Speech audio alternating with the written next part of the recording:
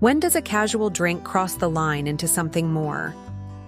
It's a question many of us have asked, perhaps quietly, late at night, or maybe after a particularly rough morning. For me, it wasn't a dramatic crash or a single rock-bottom bender that screamed, "You have a problem!" Oh no, it was far more insidious. A slow, almost polite creep of 5 quiet habits that showed up one by one, like uninvited guests who eventually owned the entire room. They started subtly, disguised as fun, as coping mechanisms, as just blowing off steam. But they weren't. Now, before we go any further, I need to put a disclaimer in here. I am not a medical doctor or a psychiatrist. I'm just a man who's gone through 7+ years of Alcoholics Anonymous, a 90-day rehab, and for the past 13 years, I've been a functioning human being who occasionally drinks, but has learned how to moderate my drinking because I was and am aware of all the warning signs. This isn't about judgment, it's about recognition. If you're sitting there, wondering whether you or someone you love is stepping over that invisible line, that subtle but significant shift from enjoying alcohol to needing it, from choosing it to being compelled by it, then please stay with me. Today, I'm walking you through the 5 warning signs you truly can't afford to ignore. We'll talk about the subtle shifts, the clever disguises, and the undeniable signals, including the one that finally made me admit I had lost the wheel and needed to find my way back. This journey isn't a sprint, it's a gradual incline, and understanding these signs is your first step to changing direction. Picture this. You wake up after a night out, or maybe just a regular Tuesday, and you swear you'll take the night off. You really mean it this time. You tell yourself, "No drinks tonight, I need a break." But then, by 6 o'clock, before you've even thought about dinner, before you've answered one email, before you've even admitted you're thirsty, that mental picture arrives. It's vivid. The clink of ice, the condensation on the glass, the first cool sip. That sensation, that involuntary pull, that's the line. It's not a physical barrier, it's a mental one. If that sentence just flicked a switch in your chest, if you felt a jolt of recognition, even a tiny one, then trust me, this video is absolutely for you. It's for anyone who's ever felt that quiet whisper of a habit trying to become a master. Sign 1, tolerance in disguise. The first red flag often looks disarmingly harmless. In fact, it often feels like a superpower. You just hold your liquor better now, right? You used to be a lightweight. A 6-pack would reliably floor you, sending you off to dreamland. Now, it's a 12-pack and a shrug, maybe even a casual, "Is anyone else feeling anything?" Tolerance isn't a badge of honor, folks. It's not a superpower. It's your brain, your incredible, adaptable brain, rewiring itself. It's working overtime, adapting to the constant presence of ethanol, always demanding more just to get the same dopamine hit, the same buzz, the same release you once got from far less. The sneaky part? Friends might even praise your stamina, marvel at your ability to keep going, so you wear it like a badge, a testament to your newfound resilience. But biology is keeping score, even if your crew isn't. Your liver is working harder, your brain chemistry is shifting, and your body is essentially screaming, "I'm being poisoned, and I'm trying to adapt." Pay close attention when the numbers start climbing in secret, when you find yourself needing an extra drink, or 2 or 3, just to feel normal, or to get to that familiar, comfortable place. That increased need for alcohol to achieve the desired effect is a crucial early indicator that your relationship with drinking is changing, and not for the better. It's your body's alarm system, disguised as a compliment. Sign 2, the route planner. Next comes what I like to call logistical genius. Suddenly, your days, your weeks, even your vacations start revolving around alcohol. You find yourself subtly, or not so subtly, mapping out your entire existence with alcohol as the central organizing principle. Picking restaurants? Oh, they must serve bottomless mimosas. Need gas? You'll go the extra mile to the station that sells those conveniently cold singles. Grocery run?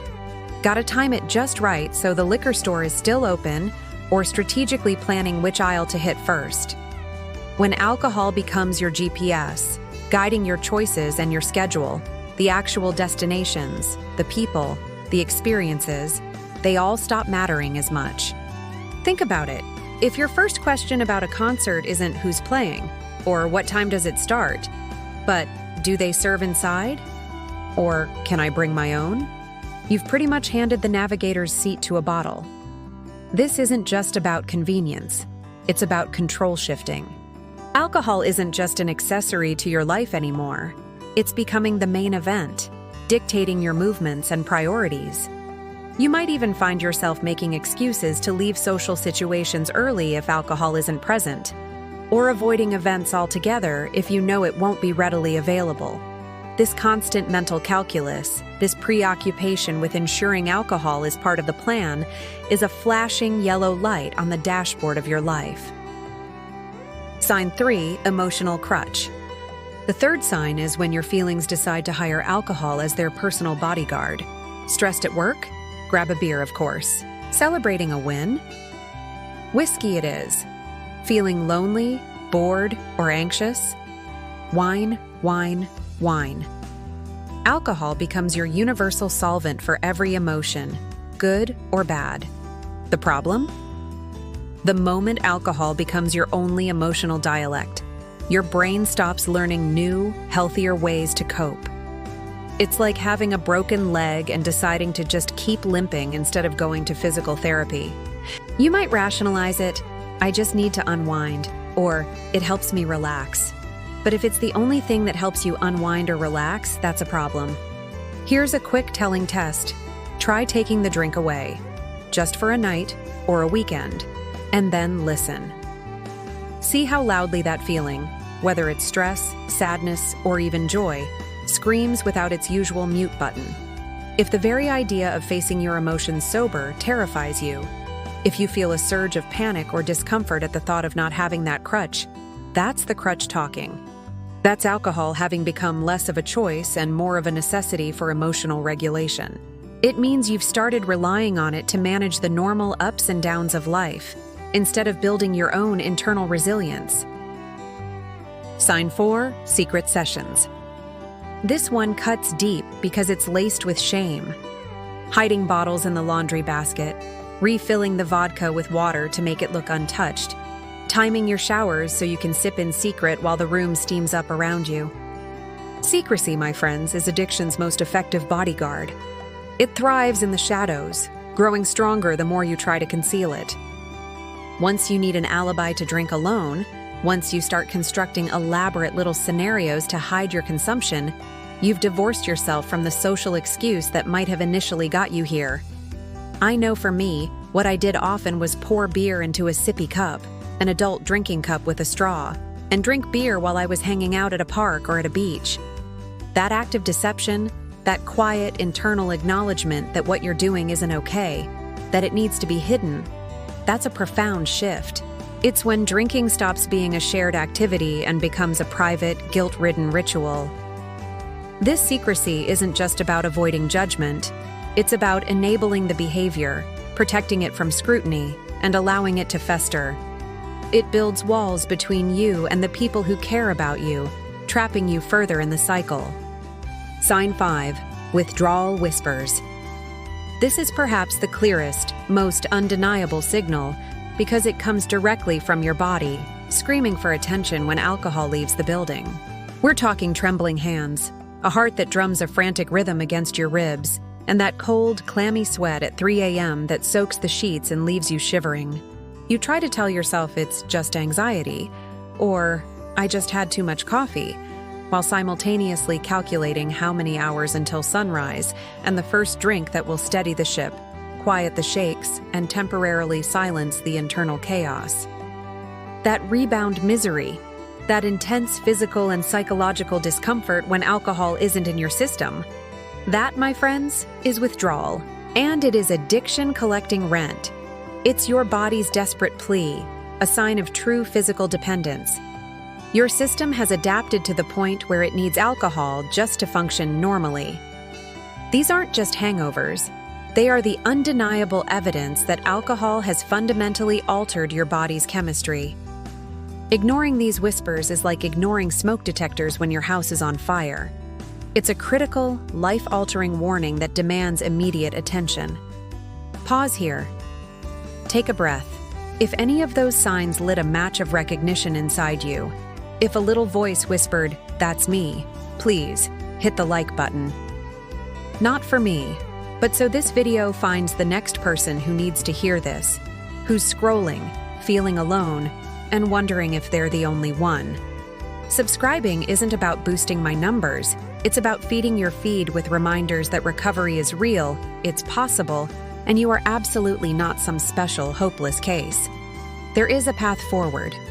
Conclusion. Each sign on its own feels like a gray pebble. Harmless, right? But the danger isn't in one pebble.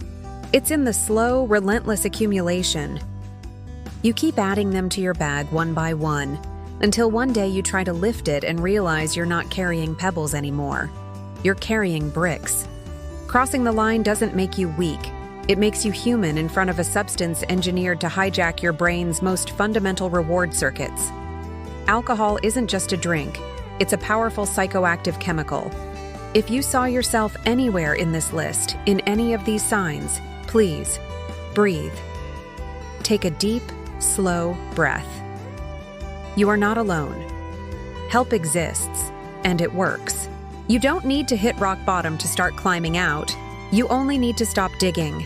Take the next small step. That might mean opening your browser and typing "rethinking drinking" into the search bar tonight.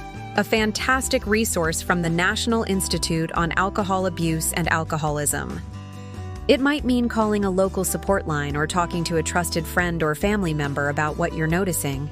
And thousands, no, millions of people who once wore these very same shoes are now standing sturdy on soil you cannot yet see. I have been there. They found their way back, and so can you.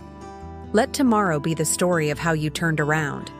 You have the strength within you to take that next small step. Thank you for watching. May God bless you.